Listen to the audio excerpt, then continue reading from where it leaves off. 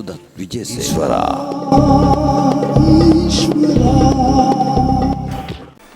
එහෙනම් අංජලි මං ගිහලා එන්න.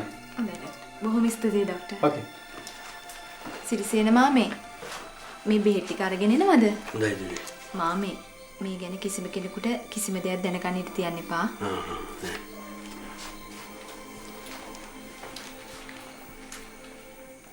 අනේ මන් දන්නේ නැහැ නංගි.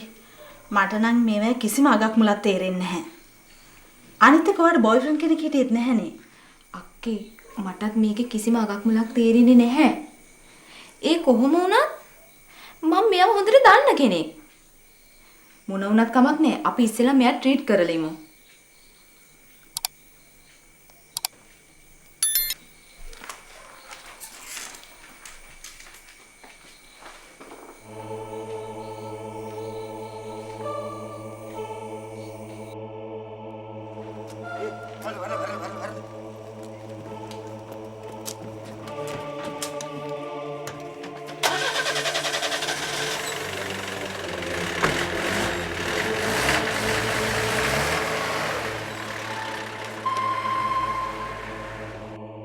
ඊශ්වර සිරිසේන මාමේ ඉක්මනට එන්න.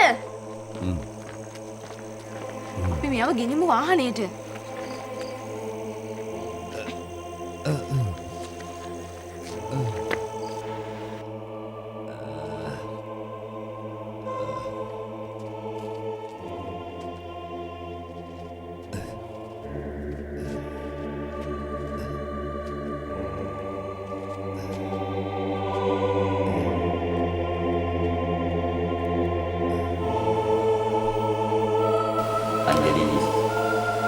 මම වැඳලා කියන්න දිනිත්ව තනි කරන්න එපා.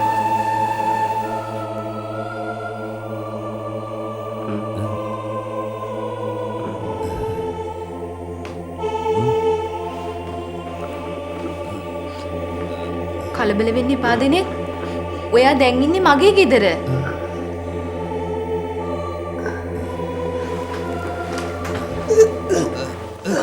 ඔහොම පොඩ්ඩක් හාන්සි වෙන්න. මට යන්න ඕන.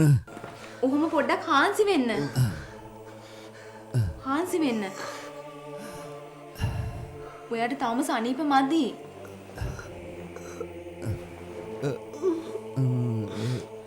ඔයාගේ ඔළුවෙන් ගොඩක් ලේ ගිහිල්ලා තිබුණා. ડોක්ටර් කිව්වා ඔයාට ටිකක් විවේක ගන්න දෙන්න කියලා. අක්කා විනිවෙල්ගෙට තම්බෙලා ඇති. මං ගිහිල්ලා අරගෙන එන්න. එතකන් ඔහොම හාන්සි වෙලා ඉන්න.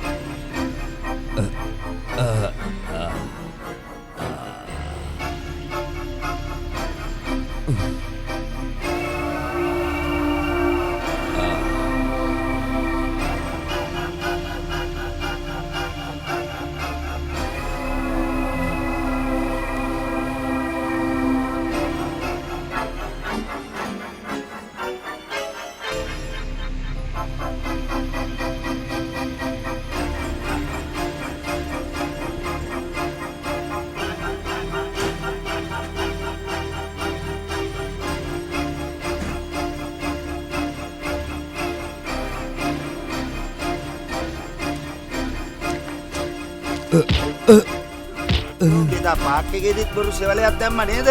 ඔබ දැනගනින් මයිකල්ගේ හැටි. ඔබට සල්ලි වලින් ගහන්න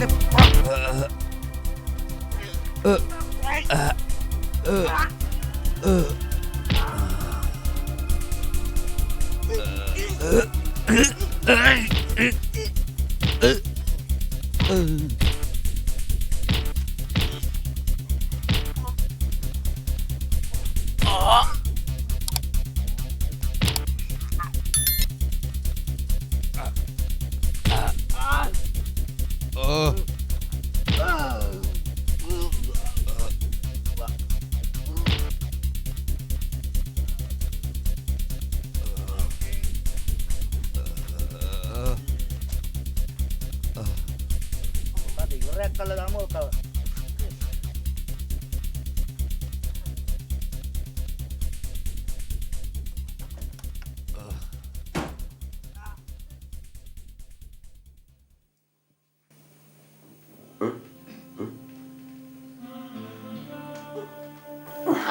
මේ කුණියම බොන්න. බොන්න.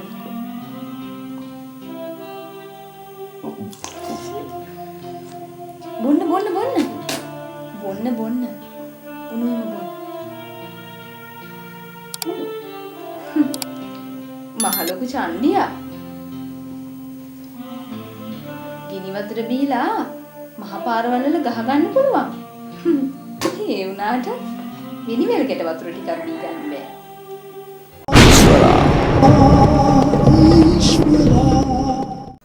අපේ අම්මා තරම් දුක් කරදර උලපු ගෑණියෙක් තවත් මේ ලෝකේ නැතුව ඇති. අම්මලා එහෙම තමයි මල්ලි. අම්මලා තරම් දරුවෝ වෙනුවෙන් දුක් අන්දරාවල් උලන තවත් කෙනෙක් මේ ලෝකේ නැහැ. ඒ උගත්කම ගංගේ පා කරලා හුඟක් කල්. ඒ ඉරල වීසිකලේ කොළ කෑල්ලක් විතරයි දෙනේ. නිවැරදි දැක්මක් නැති රටක දහසක් මිනිස්සු අතරමං වෙලා. ඒ කාන්තාරේ අතරමං වෙච්ච දහසක් මිනිස්සුන්ට ශක්තියක් වෙන්න පුළුවන්. එවැනි පන්නරයක් ලැබු මිනිස්සුන්ට විතරයි දෙනේ. ඇයි? ඔබට දුකයිද මලබත කන්න නැති වෙච්ච එකට? ඔය බලන්න අංජලි මිස්. අපි මොනතරම් හොඳ කරත් මෙයාට වැරදි. එක බඩ වැල කඩාගෙන උපන් සහෝදරයෝ වුණත් මාධ්‍යවේදියෝ පොලිස්කාරයෝ විශ්වාස කරන්න පුළුවන් කියලා අංජලි හිතනවා.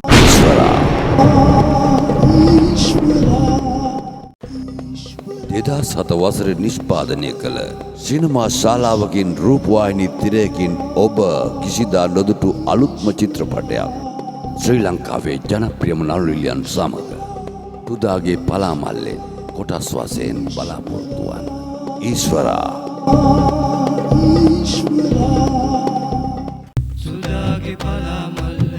සුදාගේ පලාමල්ල ලිහලම බලාගන්න